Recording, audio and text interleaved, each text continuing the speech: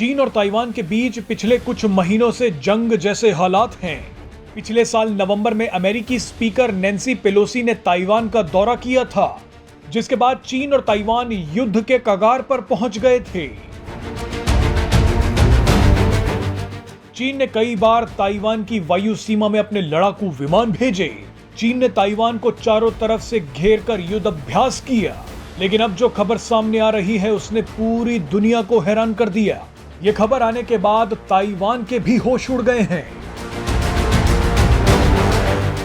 खुलासा हुआ है कि ताइवान ने स्वदेशी तौर पर विकसित की गई अपनी सबसे खतरनाक मिसाइल का एक हिस्सा चीन में मरम्मत के लिए भेज दिया। वही चीन जो उसका सबसे कट्टर दुश्मन है। ताइवान की यह मिसाइल जमीन और समुद्र दोनों जगह हमला करने में सक्षम है। इस मिसाइल की तकनीक का चीन जाना ताइवान की सुरक्षा में एक बड़ी चूक माना जा रहा है। एक न्यूज रिपोर्ट के मुताबिक ताइवान की मिसाइल का यह महत्वपूर्ण हिस्सा मरम्मत के लिए चीन के शिडोंग प्रांत में मिला। मिसाइल के जिस हिस्से को मरम्मत के लिए भेजा गया था उसका काम बिंदुओं के बीच कोण मापने के लिए किया जाता है, यानी मिसाइल की हमला करने की एक्यूरेसी में इस हिस्से का इस्तेमाल होता है। आपको बता दें कि ताइवान ने मिसाइल के इस हिस्से को स्विट्जरलैंड की एक कंपनी से खरीदा था।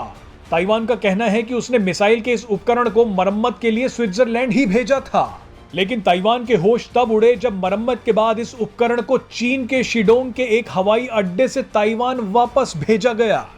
जांच की गई तो पता चला इस उपकरण की मरम्मत स्विट्जरलैंड में ना होकर चीन के शिडोंग में की गई थी। मिसाइल का यह पार्ट बनाने वाली स्वीडिश कंपनी ने सफाई देते हुए कहा है कि एशिया में इस पार्ट की मेंटेनेंस शिडोंग में ही होती है, इसीलिए इस पार्ट को मरम्मत के लिए चीन भेजा गया था। इस पूरी घटना के बाद ताइवान की सुरक्षा एजेंसियां चौकन्नी हो गई हैं।